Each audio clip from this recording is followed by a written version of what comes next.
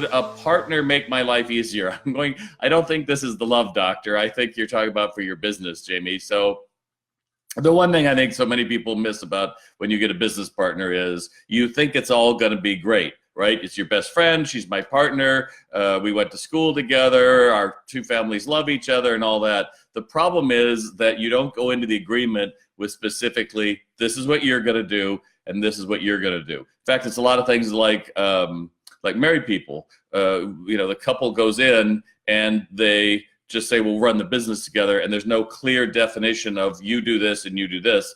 And the reason why that's so dangerous is invariably, especially in a successful partnership, somebody will be doing more of the work and somebody will be less. And you want to be sure that you go through and you say, all right, we're going to re-examine this once a year or something, but it's codified in your agreement. This is how we're going to work. This is how we're going to separate. This is how we're going to make sure we reevaluate all the way so it's an equal partnership.